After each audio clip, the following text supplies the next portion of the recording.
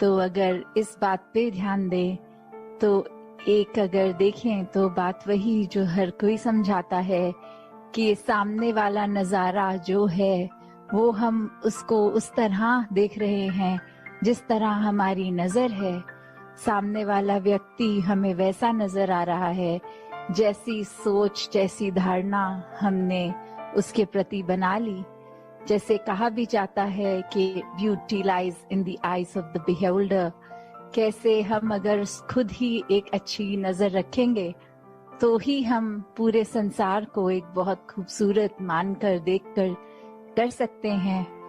पर अगर इससे एक लेवल डीप और जाया जाए तो अक्सर जो हमारी दृष्टि होती है वो कितनी फ्लॉड होती है, उसमें कितनी कमियां होती हैं। उदाहरण हम सत्संग में भी बहुत बार ये सुन चुके हैं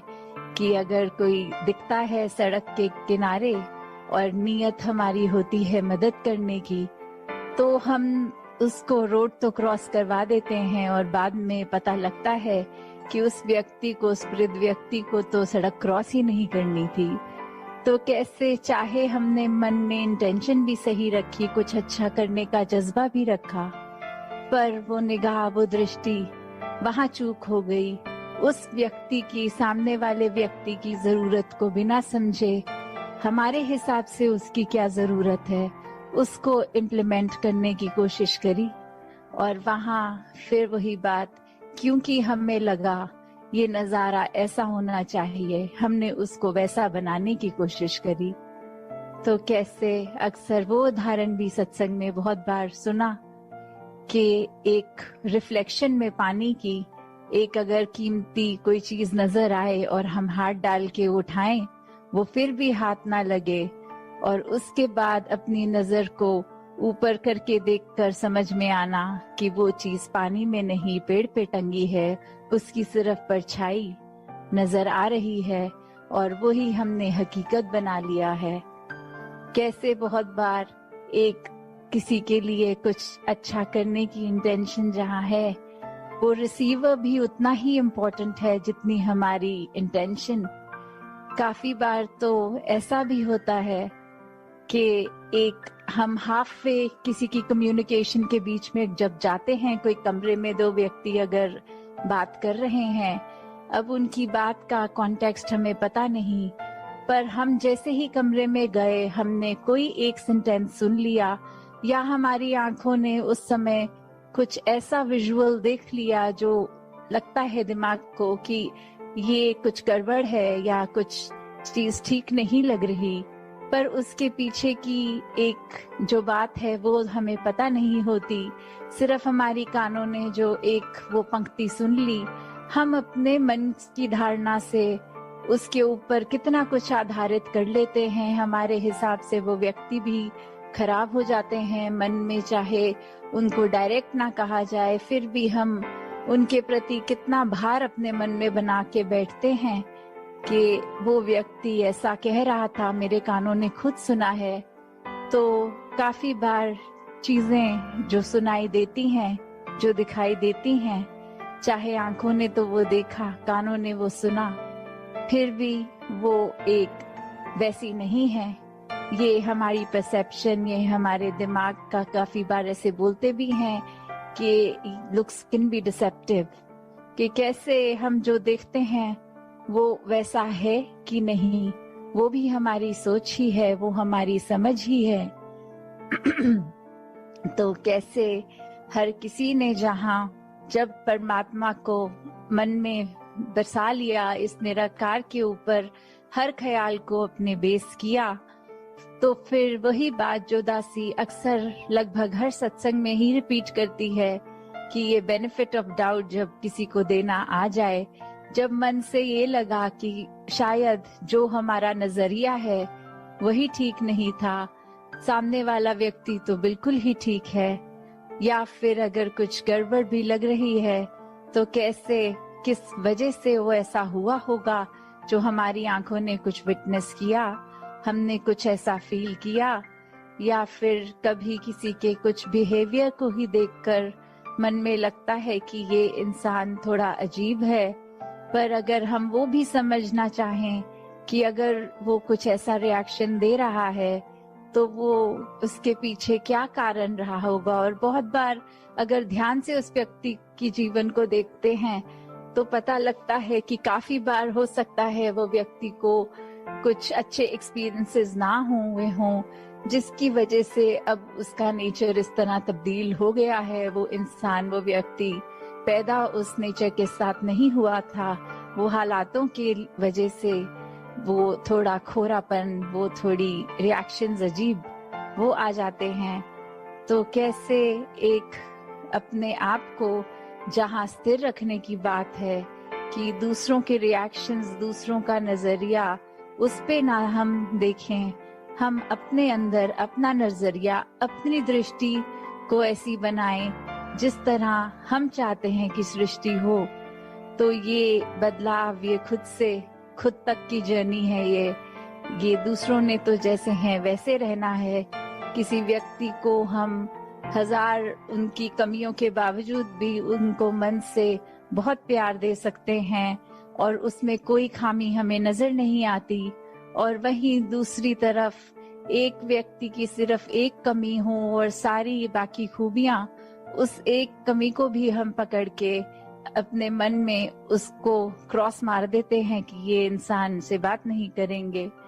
तो कैसे हर समय हम अगर वही बात की जैसी दृष्टि वैसी सृष्टि, बस अपनी दृष्टि, अपने नजरिए में जब इस निरंकार को बसा लेते हैं तो हर चीज इतनी प्योर, इतनी पाक वैसी ही दिखती है जैसे इस निरंकार ने हर चीज को ओरिजिनली डिजाइन किया, ओरिजिनली बनाया। ये शरीरों के द्वारा गलतियां होने पर भी वो जो रूहों की बात है तो वो तो हमेशा इस निरंकार की अंश ही हैं। कैसे उन पे कोई रंग नहीं चढ़ता, सिर्फ माया का रंग अगर हम कहें तो वो भी एक ह्यूमन एक्सपीरियंस जब इस बॉडी से होता है तो माया का असर वो आता है। तो कैसे हर पल इस निराकार को याद रखने से वो रंग भी अपने आप झटता चला जाता है। वो फिर एक करना उचित नहीं है। हर कोई श्रेष्ठ है, हर कोई इस परमात्मा की रचना है। कैसे भ्रमों की भी बात अगर करी जाए तो ये ब्रह्म ज्ञान तो सारे भ्रम तोड़ता है। एक संसार में हम तो पल पल में भ्रम बना लेते हैं। कोई पुराने समय में अगर कोई चीज़ उस समय वैलिड हो, उस समय वो चीज़ उस तरह हो, उस चीज़ का पर आज अगर कोई मायने नहीं और उसको फिर भी करते जाना, तो ये तो कहीं की समझदारी नहीं होगी। जैसे अगर आज बिजली आ गई है घरों में तो आज तो हमें एक स्विच जलाना है, हमारे पंखे भी चलेंगे, हमारी लाइट भी चलेगी। पर पहले का समय जब इलेक्ट्रिसिटी ही नहीं थी तो वहीं एक मशालों का, एक दियों का, एक उस तरह लालटेन इत्यादि के एक उजाला इस रूप में। पर आज अगर घर में लाइट है तो भी हम कहें नहीं वो पुरातन समय का ही ठीक है, एक होते हुए भी प्रयोग ना करें, तो वो तो समझदारी नहीं है। उसी तरह कितने ही ऐसी चीज़ें होती हैं जो सिर्फ हम इसलिए करते चले जा रहे हैं,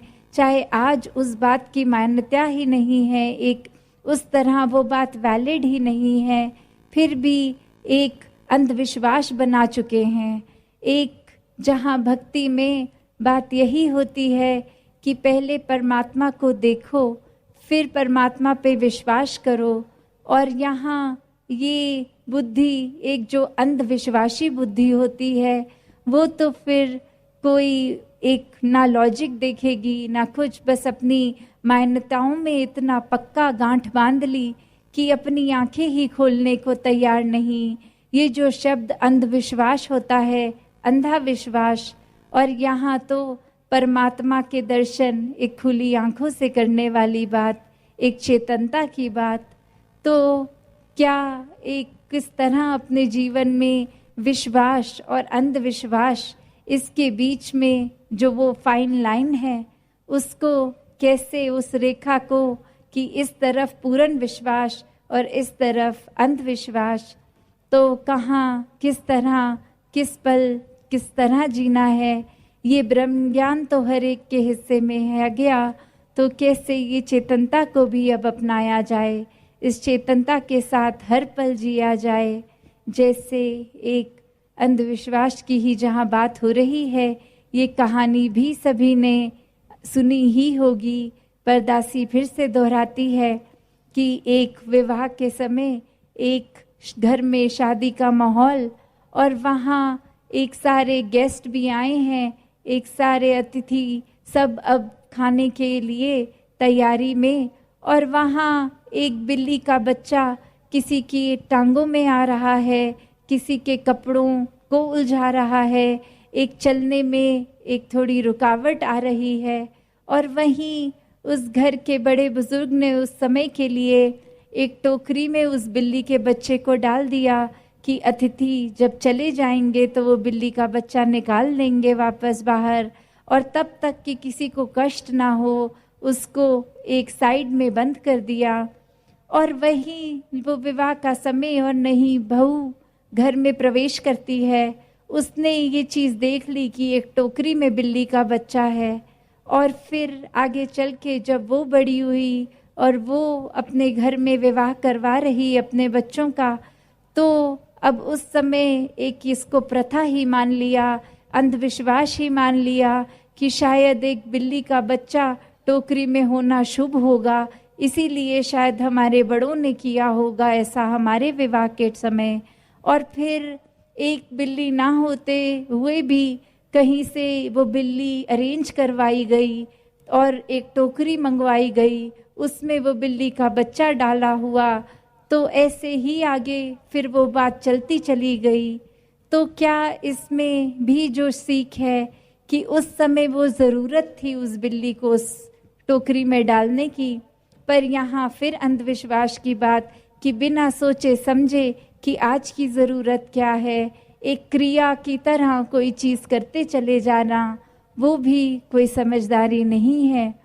तो जहाँ हर कोई इस ब्रह्म ज्ञान के साथ हर समय की चेतनता अपना सकता है, एक बुद्धि जो परमात्मा ने दी है इसका पूर्णता से प्रयोग जीते जी भी करना है, वो अलर्टनेस रखनी है, वो मन में बात कि कोई ऊंच नीच नहीं है, एक अंधकार से अपने जीवन को प्रकाश की ओर इस ब्रह्म ज्ञान द्वारा लाया जाए। तो ऐसे करते हुए अपने भक्ति भरे जीवन को जीते चले जाएं, और फिर वो डर विश्वास की जो बात है वो डर पे आधारित ना हो। ये विश्वास तो प्रेम का है, प्रेमा भक्ति का है, एक डर से नहीं कि इतने सालों से भक्ति कर रहे हैं, जीवन में तो धन दौलत नहीं आई अभी तक, एक शरीर की पीड़ा नहीं गई अभी तक। तो ये बात वही कि सौदेबाजी नहीं, हमें वाकई ही भक्ति करनी है इस परमात्मा के प्रेम में खचित होके। तो उस तरह बिना डर के सिर्फ प्यार वाला रिश्ता इस परमात्मा से जितना गहरा करेंगे उतने ही जीवन से भ्रम भी दूर हो जाएंगे। ये भुलक्यों में जो जीवन कट रहा है, ये अब इसको मकसद मिल जाएगा, कारण मिल जाएगा, तो अपने आप ही ये भ्रम भुलेखे दूर होते चले जाएंगे। तो दासी और समय ना लेकर इन्हीं शब्दों से आपसे आज्ञा लेगी। साथ संगत जी, धन निरंकार जी।